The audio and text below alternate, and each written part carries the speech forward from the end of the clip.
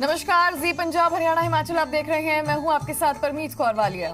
आज शारदीय नवरात्र का आखिरी दिन है। नवरात्रि के 9वें और आखिरी दिन मां के सिद्धिदात्री स्वरूप की पूजा की जाती है। ये कहा जाता है कि मां सिद्धिदात्री की उपासना से हर प्रकार की सिद्धियां प्राप्त होती हैं। मां के स्वरूप में समस्त देवताओं की शक्ति समाहित होती है। नवरात्र के अंतिम दिन मंदिरों में भक्तों का तांता लगा हुआ है। पंचकुला के मां मनसा देवी मंदिर में श्रद्धालुओं के पहुंचने का सिलसिला लगातार जारी है।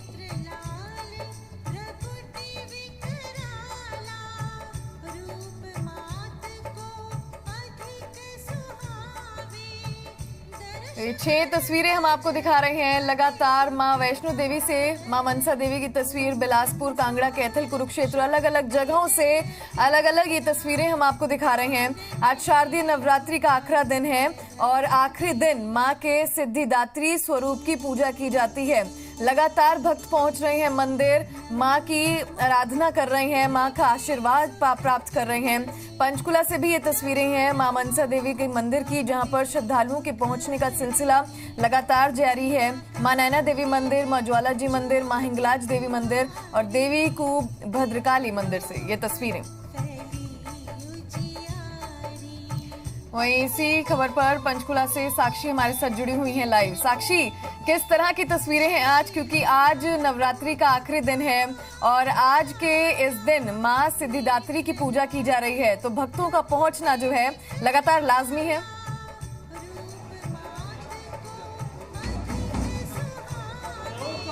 जी बिल्कुल, आपने ठीक कहा। आज चूंकि नवमी है और नवमी तिथि के जो तिथि होती है वो नवरात्रों का आखिरी दिन होता है, जिससे नवरात्रि के 9 दिन कहे जाते हैं। तो माता का जो 9 दिनों का त्यौहार होता है, पावन त्यौहार होता है, आज इसका आखिरी दिन है। तो जाहिर सी बात है, लाजमी है कि जो भक्त माता के दर्शन से 9 दिनों में 8 दिनों में वंचित रह गए हैं, वो चाहते हैं कि आज मंदिर पहुँच माता के दर्शन लाभ ले लिए जाएँ। इस वक्त हम लोग पंचकुला के माता मनसा देवी शक्तिपीठ पे मौजूद हैं और आप देख सकते हैं कि भक्त यहाँ लगातार पहुंच रहे हैं। और जिस तरह आपने बताया कि अष्टमी और नवमी जो होते हैं, ये 2 ऐसे दिन होते हैं जब जो भक्त हैं जो उपवास रखते हैं, माता की पूजा करते हैं, वो घर में कन्या पूजन करते हैं। तो कुछ लोग अष्टमी को भी पूजते हैं, कुछ लोग नवमी पर पूजते हैं। तो आज नवमी पर पूजने वाले जो लोग हैं वो भी आज मंदिरों में पहुंच रहे हैं, जो नवमी तक व्रत रखते हैं। और माता मनसा देवी के दर्शन भी हम आपको करवाएंगे। आज सिद्धिदात्री स्वरूप में माता मनसा देवी की और माता का जो स्वरूप है उसकी पूजा की जा रही है। और इस वक्त आप देख सकते हैं कि माता का जो श्रृंगार है वो सिद्धिदात्री स्वरूप में किया गया है और बहुत सुंदर श्रृंगार किया गया है। मंदिर को फूलों से सजाया गया है और माता को लाल रंग की साड़ी पहनाकर उनका बहुत सुंदर मनमोहक श्रृंगार किया गया है। और सुबह से ही ये श्रृंगार की जो प्रक्रिया है, जो पंडित हैं वो अल सुबह से ही इनकी जो तैयारी है वो शुरू कर देते हैं। आप बता दें कि मंदिर में भी हवन पूजन किया गया और जो छोटी कन्याएं हैं उनका भी पूजन मंदिर परिसर में किया गया है। और बड़ी संख्या में जो भक्त हैं वो भी मंदिरों का रुख कर रहे हैं। माता के लिए चुनरी और प्रसाद लेकर मंदिर में जो भक्त हैं वो पहुंचते हुए लगातार यहाँ पर नजर आ रहे हैं। कई सारी छोटी छोटी बच्चियाँ भी यहाँ पर खासतौर से अष्टमी और नवमी के दिन खासतौर से इसलिए पहुँचती हैं क्योंकि बहुत सारे जो भक्त होते हैं वो मंदिर में आकर कन्याओं की पूजन करते हैं। तो इसीलिए जो कन्याएं हैं वो अपनी बारी का इंतजार करती हैं कि लोग आकर उन्हें हलवा पूड़ी खिलाएंगे, दक्षिणा देंगे और तमाम तरह से जो उनकी पूजा अर्चना है वो की जाएगी। हालांकि ज्यादातर जो लोग हैं वो अष्टमी के दिन इस पूजा को करते हैं, नवमी के दिन कम लोग पूजा करते हैं। इसलिए कल के कंपैरिजन में अगर देखा जाए तो आज जो भीड़ है वो जरूर थोड़ी कम नजर आ रही है। कल जो संख्या थी वो कहीं ना कहीं इससे ज्यादा थी, लेकिन आज भी लोग लगातार आप देख सकते हैं पहुंच रहे हैं माता के लिए चुनरी लेकर, प्रसाद लेकर। जो भक्त हैं मंदिरों में पहुंचकर अपनी हाजिरी जरूर यहाँ पर लगाते हुए नजर आ रहे हैं। माता के जयकारे आप सुन सकते हैं कि पीछे लगातार गूंज रहे हैं और माता के इस मनमोहक श्रृंगार के लिए, अपनी मनोकामनाएं पूर्ण करवाने के लिए जो भक्त हैं वो यहाँ पर लगातार पहुंचे। आपको बता दें कि नवमी की जो तिथि है वो आज शाम को लगभग 6 बजे तक के लिए है और ये नवमी की जो तिथि है ये कल रात से ही शुरू हो गई थी। और आज नवरात्र का आखिरी दिन है। नवरात्र के आखिरी दिन पे मंदिरों में विशेष पूजन अर्चन भी किया गया है और भक्त भी माता मनसा देवी से अपनी मनसा पूरी करवाने के लिए मंदिरों में पहुंच रहे हैं। जी जी साक्षी, हम चाहते हैं, क्या हम पुजारी से बातचीत करते हैं, पुजारी जी से क्या हम बातचीत कर सकते हैं, क्या उनसे जान सकते हैं कि आज का जो आखिरी दिन है, आज के इस आखिरी दिन में क्या महत्व रखता है, और माँ सिद्धिदात्री जिनकी आज पूजा की जा रही है स्पेशली, उनके लिए उनका क्या महत्व है, क्या हम बात कर सकते हैं वहां पर?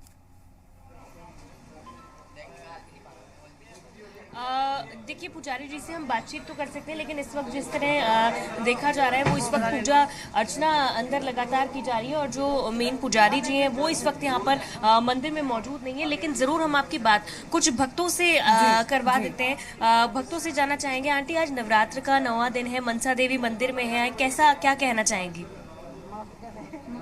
पूजा की है आपने माता की? नहीं, ऐसे पूजा नहीं करते जी। हाँ, ऐसे मत्था टेकने आते हैं। हाँ जी, लंबे वैसे समय बहुत अच्छा जी। लगता है, वो लंबे समय से आते हैं।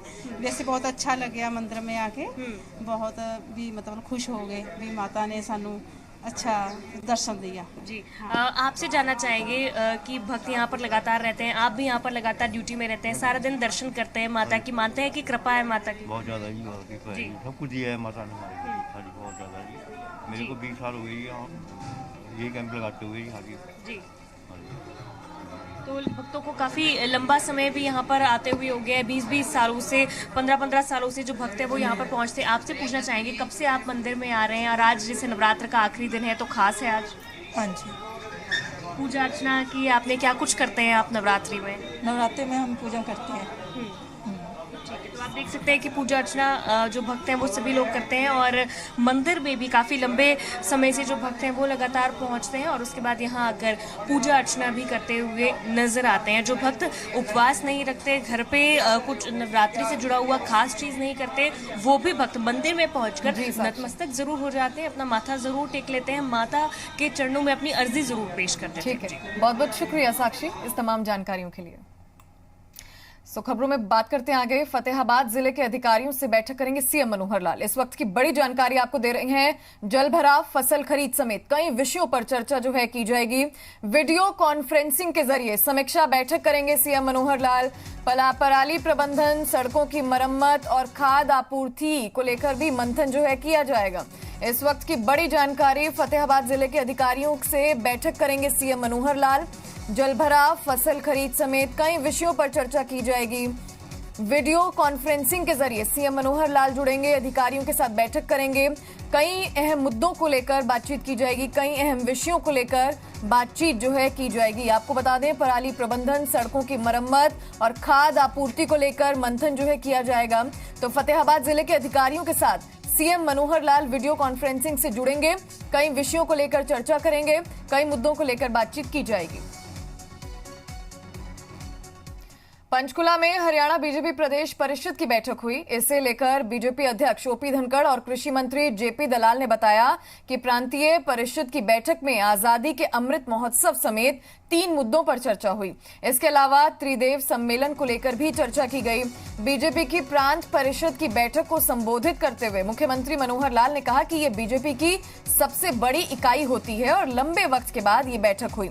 इसके आयोजन का श्रेय प्रदेश बीजेपी अध्यक्ष ओपी धनखड़ को जाता है।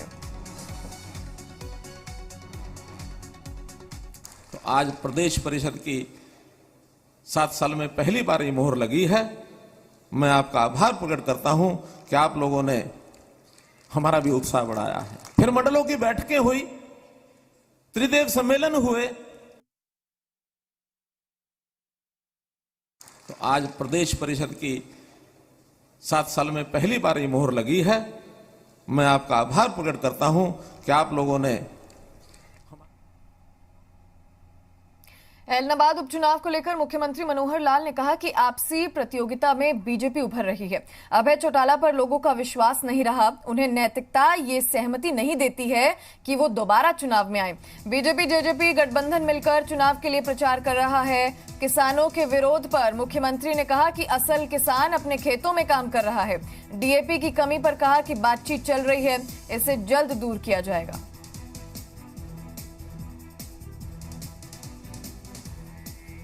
अभी ऐलनाबाद के चुनाव में भी तकलीफें हमको मालूम है कि क्या क्या आ रही हैं वहां, लेकिन मुकाबला हमारा कार्यकर्ता बड़े उत्साह के साथ कर रहा है। और फिर लगातार 7 साल में हम साइलेंटली अपना काम कर रहे हैं और आगे बढ़ रहे हैं, पीछे नहीं हटे हैं। कोई ये कहे कि विधानसभा में हमारी 7 सीटें कम आई, वो एक परम्यूटेशन कॉम्बिनेशन, ऐसे कोई चीजें जब पार्टी के विभिन्न पार्टियां जब लड़ रही होती है तो टैक्टिकल अंडरस्टैंडिंग भी आपस में कर लेते हैं। वोट हमारा 3.5% बढ़ा है।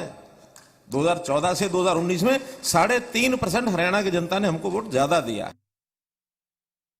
इनेलो उम्मीदवार अभय सिंह चौटाला ने बुधवार को एलनाबाद हलके का दौरा किया। अभय चौटाला बीजेपी और कांग्रेस पर जमकर निशाना भी साधा। इस दौरान अभय चौटाला ने बीजेपी उम्मीदवार गोविंद कांडा पर उपचुनाव में पैसे बांटने का आरोप लगाया। अभय चौटाला ने आरोप लगाया कि बीजेपी उम्मीदवार गोविंद कांडा पैसे के दम पर लोगों के वोट खरीदने में जुटे हैं। अभय सिंह चौटाला ने पूर्व मुख्यमंत्री भूपेंद्र सिंह हुड्डा पर भी निशाना साधा। अभय चौटाला ने कहा कि भूपेंद्र सिंह हुड्डा मान चुके हैं कि एलनाबाद उपचुनाव में इनेलो की जीत होगी। कांग्रेस उम्मीदवार का नामांकन वापस क्यों नहीं लेते हैं? मेरे सामने तो यहाँ बहुत से लोग जो है बड़ी उम्र में चले गए और बहुत से बच्चे जो है वो अब जवान हो गए। मैं तो इनकी एक एक दिक्कत से वाकिफ हूँ। ये दिक्कत तो उन लोगों के सामने है जो फर्स्ट टाइमर है। वो शायद आकर के यहाँ, उनको पहली बात तो ये पता नहीं है कि इस हल्के में गांव कितने हैं, कौन कौन से गांव के नाम हैं। ये बात है तो आप उनसे पूछना, जो कोई नए घूम रहे हैं, जो केवल पैसे के बलबूते पे चुनाव लड़ रहे हैं। एलनाबाद उपचुनाव में बीजेपी उम्मीदवार गोविंद कांडा ने इनेलो उम्मीदवार अभय सिंह चौटाला के पैसे बांटने के आरोप पर पलटवार किया। गोविंद कांडा ने कहा कि पैसे देकर वोट खरीदने का काम इनेलो करती है।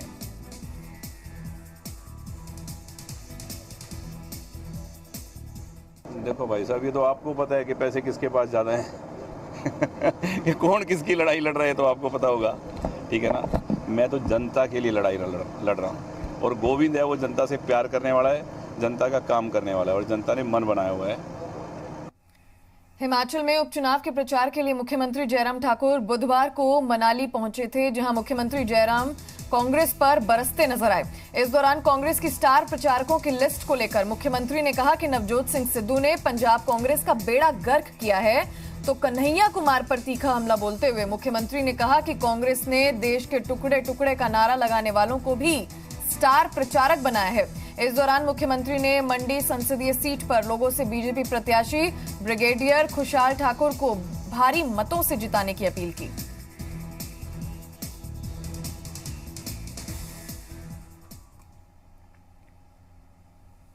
जीत रहे हैं, बहुत अच्छे मार्जिन से जीत रहे हैं, कंफर्टेबल मार्जिन से जीत रहे हैं और पिछला मार्जिन जो रहा है उस मार्जिन के मुताबिक मुझे लग रहा है कि उसी तरह से हम जीत होगी, बड़ी जीत होगी।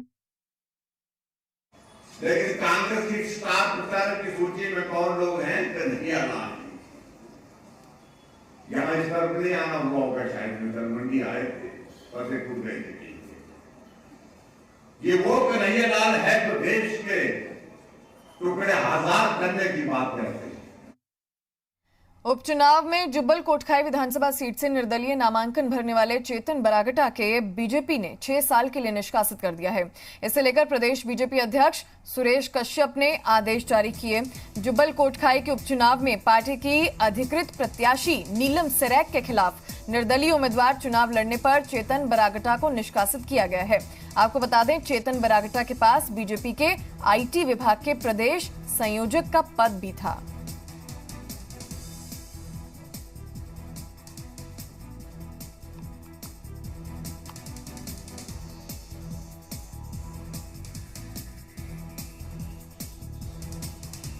जुब्बल कोटखाई के उपचुनाव में निर्दलीय उन्होंने नामांकन भरा था। बीजेपी उम्मीदवार नीलम सेरैक के खिलाफ उन्होंने चुनाव लड़ना था। आपको बता दें कि चेतन बरागटा को बीजेपी ने 6 साल के लिए निष्कासित कर दिया है।